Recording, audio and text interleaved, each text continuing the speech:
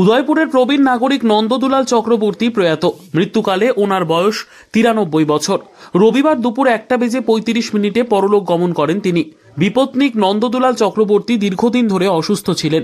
ত্রিপুরা সরকারের শিক্ষা দপ্তরের অধীনে শিক্ষক হিসেবে চাকুরি করতেন। অবসর গ্রহণের পর তিনি রামকৃষ্ণ আশ্রম পরিচালিত বিবেকানন্দ বিদ্যাপীঠের প্রাথমিক বিভাগের প্রধান শিক্ষক হিসেবে বেশ কয়েক বছর নিষ্ঠার সঙ্গে দায়িত্ব পালন করেছেন। জীবদ্দশায় পত্নী বিয়োগ, বড় ছেলের মৃত্যু সহ নানান রকম আঘাত সহ্য করেছেন। নিপাট ভদ্রলোক এই মানুষটির মৃত্যুর খবর ছড়িয়ে পড়লে দলমত নির্বিশেষে সকল ধর্মের ও বর্ণের মানুষ তার বাড়িতে ছুটে যান। তার বাড়িতে গিয়ে শেষ শ্রদ্ধা জানান রাজ্যের অর্থমন্ত্রী প্রণজিৎ সিংহ রায়, উদয়পুর পৌর পরিষদের চেয়ারম্যান শীতল চন্দ্র মজুমদার, পৌর পরিষদের মেম্বার রেজাউল হোসেন ও রত্না দে দাস এবং ত্রিদীপ দাস সহ বিভিন্ন ব্যক্তিবর্গ।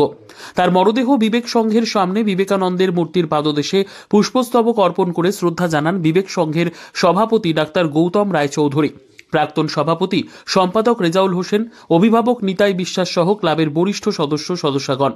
এরপর শ্রী শ্রী রামকৃষ্ণ আশ্রমের সামনে শেষ শ্রদ্ধা জানান আশ্রমের কর্মকর্তাগণ। সেখান থেকে নিয়ে যাওয়া হয় বিবেকানন্দ বিদ্যাপীঠ স্কুলে, যেখানে শিক্ষক শিক্ষিকাদের পক্ষ থেকে শ্রদ্ধা জানানোর পর ছনবন মহাশ্মশানে অন্ত্যেষ্টিক্রিয়া সম্পন্ন হয়।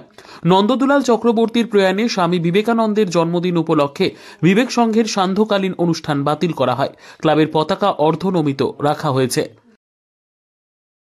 নিজস্ব প্রতিনিধির রিপোর্ট, দুরন্ত টিভি।